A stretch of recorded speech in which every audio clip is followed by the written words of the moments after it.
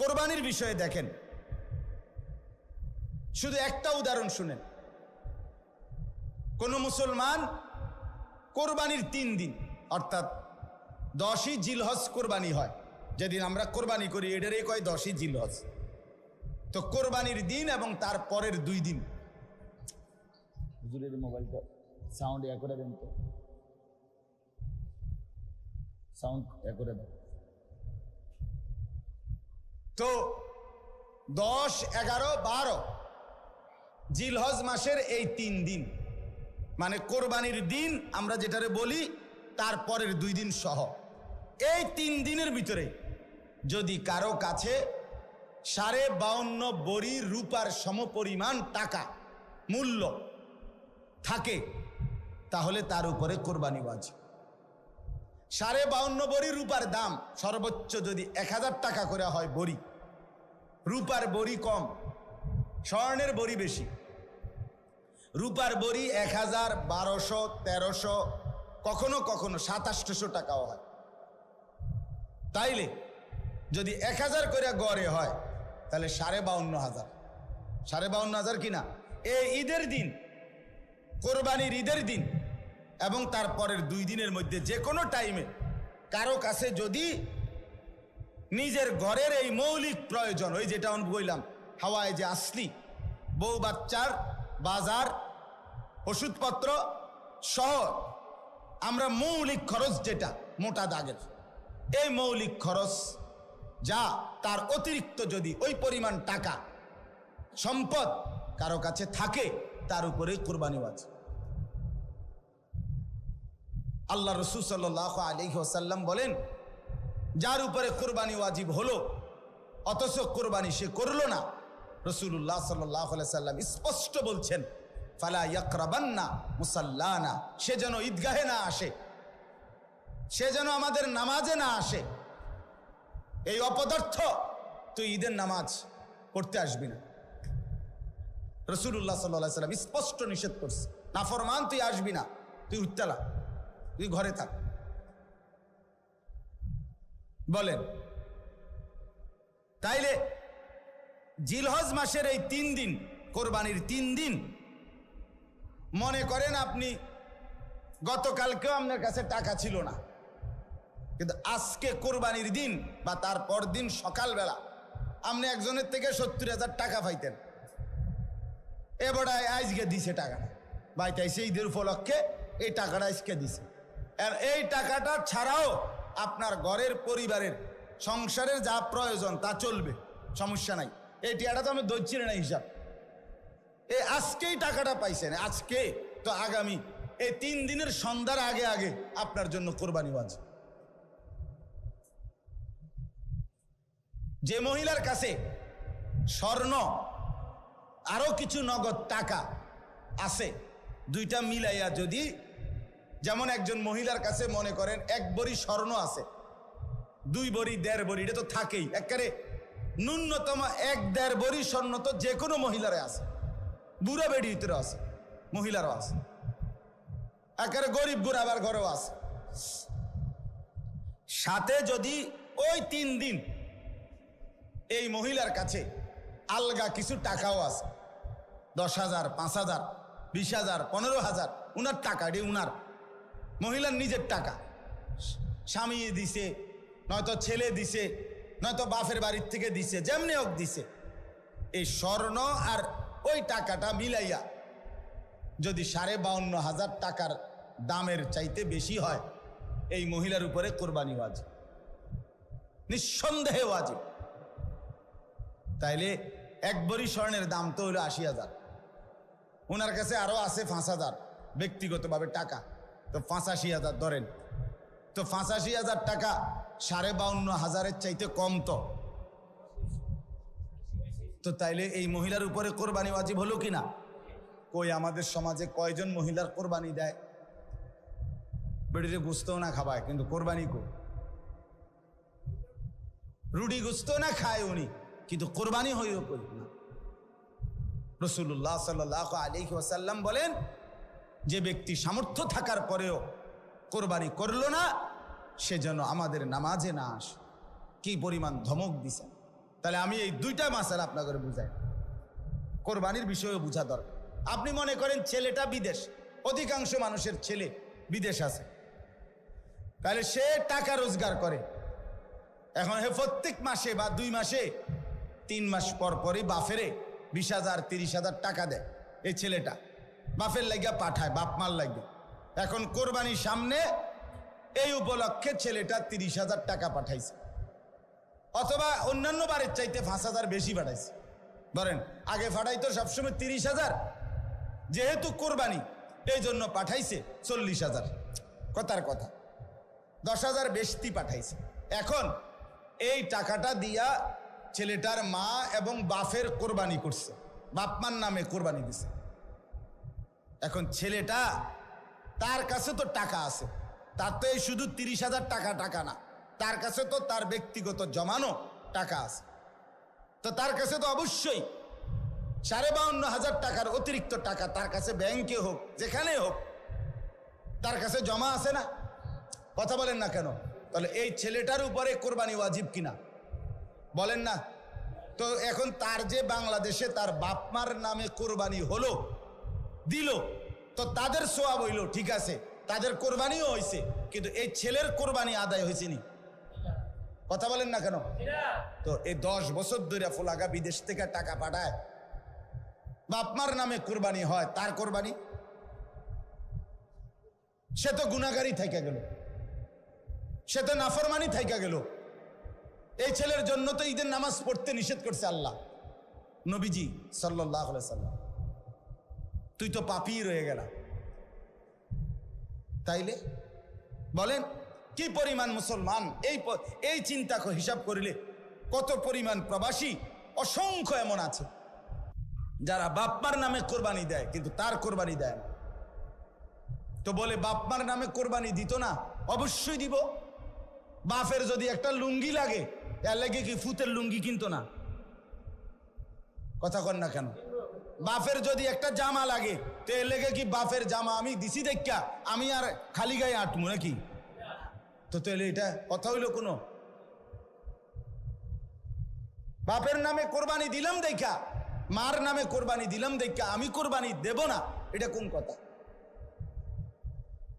ছেলেটার দোকান অথবা ছেলেটা ঢাকা কাজ করে, চাকরি করে, যেটাই করুক, তে বাইতাইয়া তার কাছে কিন্তু টাকা আছে 60,000-এর বেশি, কিন্তু বাইতাইয়া মাতে না, তার বাপের হাতে টাকা 10,000 দিয়া দেন, আপনি কোরবানি দেন, বুঝতো না খাওন আপনার নামে দেন, আপনি মুরব্বী মানুষ, আপনি মরিয়া গেলে আর পাইবেন কই কোরবানি? অথচ সে কিন্তু কি সামর্থ্যবান, কথা বুঝেন নাই আমার? তার কাছে টাকা আছে না, এই 10,000 টাকা ছাড়া তার দ্বারা আর টাকা নাই। তাহলে এই ছেলের উপরে তো কোরবানি ওয়াজিব, অথচ সে তার বাবার নামে কোরবানি দিল, বাবার সাথে শরীক দিয়া টাকা জমা দিয়া 10,000 টাকা বাবারে বুঝাই দিয়া শেষ। সে মনে মনে ভাবতেছে আমি তো কোরবানি দিছি, এই যে আব্বারে দিছি 10,000, তুই বেটা আব্বারে না 10,000 দিস, কোরবানি দিস কই? কোরবানি উপলক্ষে না 10,000 টাকা বাফেরে দিছ, তো তুমি তো সারা বছরই টাকা দাও, তো এখনো দিছো, এটা অসুবিধা কি? বাপ মার খেদমত তুমি করবা না? বাপ মারে তুমি দিবা না? বলেন কি পরিমাণ ছেলে যাদের কাছে টাকা আছে অথচ তারা কোরবানি দেয় না। বাইতাইয়ে নতুন জামা পিন্দা ঈদগায়ে মুসল্লা লইয়া নামাজ পড়তে যায়, কিত্তে যাও বেউকুফ, তুই হুতাতে না থাকবি, তুই গোস্ত আনলে গোস্ত খাইবি। আরে বেটা তোরে বেটা ঈদগা যাইতে কইছে কে বেটা? এত সকাল ঘুমে তুটছু কিত্তা তুমি? গোস্ত রান্ধা হইলে না উঠবা, তোমার তো উড়াইবেই তোমার আম্মা। এই জন্য এটা শরীয়তের বিধান। অনেক ছেলে আছে বালেগের উপরে কোরবানি ওয়াজিব। অনেক ছেলে আছে ঢাকা, চিটাগাং শহরে, বন্দরে চাকরি করে, ব্যবসা করে, তাদের কাছে টাকা আছে, হেতে মনে করে আমি ফুলায় ন। তুমি অবিবাহিত মনে করো, অবিবাহিত হইলেও কোরবানি যার উপরে ওয়াজিব হয় তাকে কোরবানি দিতে হবে না? না বউ থাকা শর্ত? কথা কয় না, হয়তো তো এটা বুঝেই না, হয়তো মায়ের বার্তাই দেয় না এটারে, হয়তো এটা কিছুই মনে যায় না। তাহলে এখানে বিবাহিত অবিবাহিত না, তো বালেগ হলেই শরীয়ত সম্মত টাকা, শরীয়ত নির্ধারিত যার কাছে আছে তাকে কোরবানি দিতে হবে। তাহলে অসংখ্য মহিলাদের উপরে কোরবানি ওয়াজিব হয়, অসংখ্য ছেলের উপরে। ছেলেটাই অল্প বয়সী, 18 বছর 20 বছরের ছেলেরে বিদেশ পাঠাই দিছে, ফোলা বিদেশ থেকে টাকা পাঠায়, বছরের পর বছর বাপমার নামে কোরবানি হয়, অথচ তার কাছে আরো টাকা আছে। তাহলে ওই টাকাগুলোর কারণে তো তার উপরে কোরবানি ওয়াজিব। এই জন্য দয়া করে বাপ, আরো অনেক মাসালা আছে, আমি শুধু বুঝায় বললাম।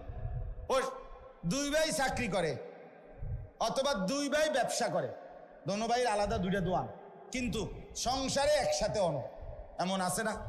মানে ভিন্ন হয়েছে না আর কি, দোনো ভাই বাপ মাও আছে করে, তো বাপ মার লগে একসাথে খায়। তো কাজে যেহেতু তারা এখনো সংসার ভিন্ন হয় নাই, যাদের ঘরে বউ লইয়া যার যে আলাদা থাকে যদিও, কিন্তু রান্দাবাড়ি এক লগে একসাথে খায় দেয়, তো দোনো ভাইয়েই কামাই রোজগারি করে, দোনো ভাইয়েরই কি আছে, ইনকাম আছে। দোনো ভাই মিল্লাট, এবারটা 15,000 এবারটা 15,000 মিলাইয়া 30,000 টাকা আব্বার হাতে দিয়েছে, কোরবানি দেন আপনি। কারণ আমরা তো একসাথে খাই, গোস্ত তো রাইলে আমরা একসাথে খাও, আমরা কি আর এনে আলাদা খামুনি, তো গোস্তই তো খাওয়া, তো এটা তো আমরা একসাথে আসি। বুঝেন নাই কথাটা? তো এবারে এই 30,000 টাকা দিয়ে কার নামে কোরবানি দিল? বাপের নামে। তো তোমরা যে দুজন সামর্থ্যবান, তোমাদের কোরবানি কই হলো? এই 2 জন, তোমরা যে দুজনের উপরে কোরবানি ওয়াজিব হলো, তোমাদের কাছে তো 60,000 টাকা বা তদুর্ধ টাকা আছে, তো এটা তোমাদের ওয়াজিব কই? এটা কি গোশত খানা? শুধু কোরবানি মানে গোশত খাওয়া? তো এরকম অগণিত মানুষ ভুল করছে। আচ্ছা, যদি বয়ের মাসালা কোনটা? মনে করেন 7 শরিকের কোরবানি, 6 শরিক আলগা হয়ে গেছে, আর এইখানে যে একটা শরিকের মধ্যে এরা 2 জন শরিক হয়েছে, এই 2 ভাই, কিন্তু দোনো ভাইয়ের উপরে কোরবানি ওয়াজিব। দোনো ভাইয়ের সামর্থ্যের কারণে, মানে দোনো জনের কাছে টাকা আছে আলাদা আলাদা, এখন কোরবানি ওয়াজিব হলে এনে 2 জনের, একজনের না 2 জনের, তো আগের আছে আলগা 6 শরিক মনে করেন, আর এরা 2 ভাই মিল্লা টাকা দিয়া 1 শরিক লইল, তো দেখতে না আপনার কাছে মনে হইলো কয় শরিক? 7 শরিক, কিন্তু কোরবানি ওয়াজিব ওয়ালা শরিক মূলত হয়েছে কয়জন? তো একজনের কোরবানিও হবে। ইন্না আউওয়ালা বাইতিন ওয়াদিআ লিন-নাসি লাল্লাযী বিবাক্কাতা, হজ এটা মূলত করা হয় কাবা ঘরকে কেন্দ্র করে। কাকে কেন্দ্র করে? তা আল্লাহ তাআলাকে যদি প্রশ্ন করেন, আল্লাহ কাবাকে কেন্দ্র করে হজ কেন করতে হবে? নামাজ বাড়িঘরে হয়, রোজা যে যেখানে আদায় হয়, জাকাত যে যেখানে আছে সেখান থেকে দিলেই হয়, তো হজে কি কি করতে হবে? আপনি আমার এটা কোনায় ব্যবস্থা করি, কথা বুঝছেন কি না? নামাজ জাকাত রোজা যেহেতু এখানেই পালন করতে পারি, হজের জন্য এখানে যাইতে হবে কেন? তো আল্লাহ তাআলা কাবা ঘরের কতগুলো বৈশিষ্ট্য আল্লাহ তাআলা এখানে বলছেন, বলার পরে বলছেন এই বৈশিষ্ট্যগুলোর কারণে আমি আমার এই ঘরকে কেন্দ্র করে হজ ফরজ করলাম। কি কি বৈশিষ্ট্য কাবার, যেটা আমনের বাড়ি ঘরে নাই, যেটা বাংলাদেশ চীন জাপানে নাই, যেটা মক্কার ওই কাবা ঘরে আছে, সেটা আর কোথাও নাই। ওই বৈশিষ্ট্যগুলো শুধু সেখানেই পাওয়া যায়, অতএব সেখানেই হজ করতে হবে। 1 নাম্বার, ইন্না আউওয়ালা বাইতিন, আল্লাহ বলে আমার এই গোটা জমিনের কায়নাতের মধ্যে ওই জায়গায় যে কাবা, এটাই জমিনের প্রথম ঘর, জমিনের প্রথম, এটা মর্যাদা, এটা কাবার বৈশিষ্ট্য, এটা প্রথম ঘর। এই পৃথিবীতে প্রথম মাটি তে আল্লাহ তাআলা এই গোটা পৃথিবীতে প্রথম যে ঘরটা বানিয়েছেন সেটা কাবা, এটার বৈশিষ্ট্য। 2 নাম্বার, ওয়াদিআ লিন-নাস, এই ঘরটা আমি আল্লাহর পক্ষ থেকে বানানোই হয়েছে মানুষের জন্য। মানুষ সেখানে আসবে, আমার বান্দারা আসবে, এই জন্য আল্লাহ তাআলা কাবা বানাইয়া ইব্রাহিম আলাইহিস সালামের মাধ্যমে ইব্রাহিম নবীকে বলছে ওয়াযিন ফিন-নাস বিল হজ, ইব্রাহিম তুমি মানুষদেরকে এই ঘরের উদ্দেশ্যে হজ করার জন্য ডাকো। তাহলে আল্লাহ বলেন আমি বানাইছি মানুষের জন্য, তো মানুষ যাবে না তো কে যাবে? আমার বান্দা আসবে না তো কে আসবে এখানে? তো এটা বানানোই হয়েছে ইমানদারের জন্য, এটা বানানোই হয়েছে মুমিনের জন্য, এটা বানানোই হয়েছে মুসলমানের জন্য। সুবহানাল্লাহ। 3 নাম্বার, লাল্লাযী বিবাক্কা। আল্লাহ বলে কাবা শুধু কেবল এটা মক্কাতেই অবস্থিত। কোথায় অবস্থিত? কাজেই এত বাই এত, দৈর্ঘ্যে কত, প্রস্থে কত, সব কিছু একেবারে ইঞ্চি মিলাইয়াও যদি পৃথিবীর অন্য কোথাও কেউ এমন একটা ঘর করে এবং এভাবে কালো যেই গিলাফটা, কালো গিলাফ কাবা ঘরের মধ্যে লাগায়, এটা তো সৌদি আরবে কোম্পানিতে বানায়, একটা নির্দিষ্ট জায়গা আছে, ওরা সারা বছর এই গিলাফটা বানায়। তো এই গিলাফ এখানে একটা বানাইলে এটা এরকম 1000টা গিলাফ বানানো কি অসম্ভব? তো এটা জায়গায় জায়গায় এরকম একটা ঘর বানাইয়া গিলাফটা লাগাইয়া দিলেই তো হয়। আল্লাহ বলে না, হয় না। লাল্লাযী বিবাক্কা, এটা মক্কাতেই হতে হবে, এখানেই যেটা এটাই এটাই। এই জন্য ওই যে আব্রাহা বাদশাহ ইয়ামানে বানাইয়া কাবার মর্যাদা দিতে চাইছিল, মক্কার এক লোক গিয়া ওইখানে পেশাব পায়খানা করে দিয়েছে, যা তোর এটা বেশি দিলাম। এই কারণেই আব্রাহা বাদশাহ হাতি নিয়ে আসছিল কাবা ধ্বংস করছে। কথা বুঝছেন তো? এটা মক্কাতেই অবস্থিত। 4 নাম্বার, মুবারাকান। আল্লাহ বলেন কাবা এই যে মক্কার, এটা বরকতের খাজানা, বরকতের খনি, বরকতের খনি। এটাতে আল্লাহর ঘর কাবাতে আসছে, আর বরকতে বরকতে আল্লাহ তাআলা তার জিন্দেগি ভরে দিয়েছে। 5 নাম্বার, ওয়া হুদাল লিল আলামিন। এটা সারা বিশ্ববাসীর জন্য হেদায়েতের কেন্দ্র। সুবহানাল্লাহ। এখানে যে আসবে আল্লাহর জন্য, আল্লাহর রাজি খুশির জন্য, সে নিশ্চিত হেদায়েত পেয়ে যাবে, তার জিন্দেগি বদলাবে, তার পরিবর্তন হবে। এটা বৈশিষ্ট্য। 6 নাম্বার, ফিহি আয়াতুম বাইয়িনাত।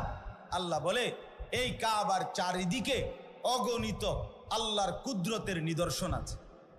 কাবার ঘর দেখলে আল্লাহর কুদরত, কাবার দরজা দেখলে আল্লাহর কুদরত, হাজরে আসওয়াদ পাথর দেখলে আল্লাহর কুদরত, হাতিমে কাবা দেখলে আল্লাহর কুদরত, মুলতাজিমের সামনে দাঁড়াইলে মুলতাজামের আল্লাহর কুদরত।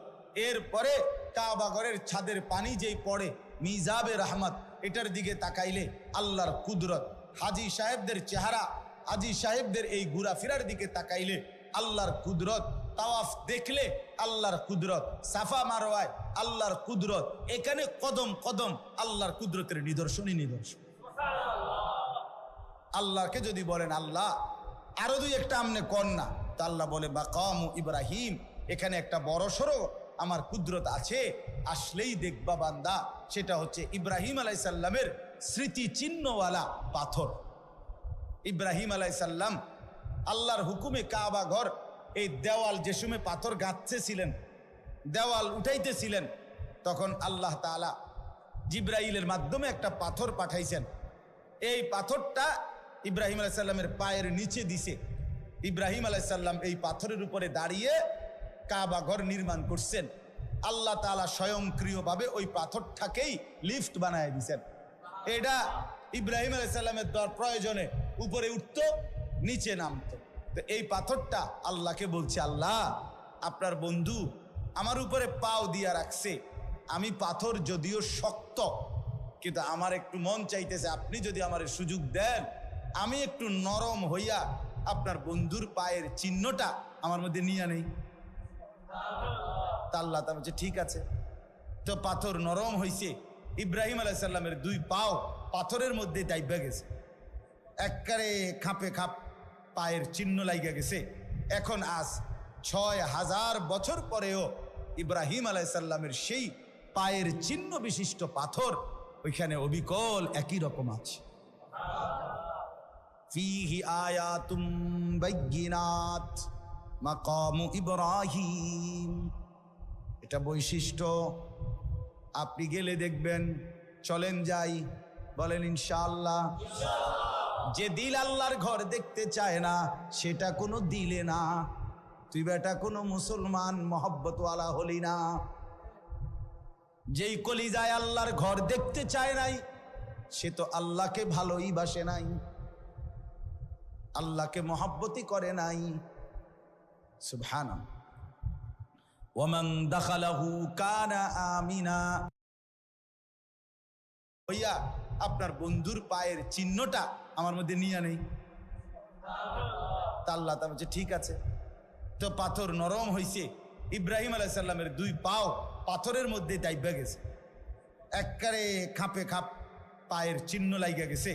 এখন আজ 6000 বছর পরেও ইব্রাহিম আলাইহিস সালামের সেই পায়ের চিহ্ন বিশিষ্ট পাথর ওইখানে অবিকল একই রকম আছে। ফিহি আয়াতুম বাইয়িনাত মাকামু ইব্রাহিম। এটা বৈশিষ্ট্য, আপনি গেলে দেখবেন। চলেন যাই, বলেন ইনশাআল্লাহ। যে দিল আল্লাহর ঘর দেখতে চায় না, সেটা কোনো দিলে না। তুই বেটা কোনো মুসলমান মহব্বতওয়ালা হলি না। যেই কলিজায় আল্লাহর ঘর দেখতে চায় নাই, সে তো আল্লাহকে ভালোই বাসে নাই, আল্লাহকে মহব্বতই করে নাই। সুবহানাল্লাহ।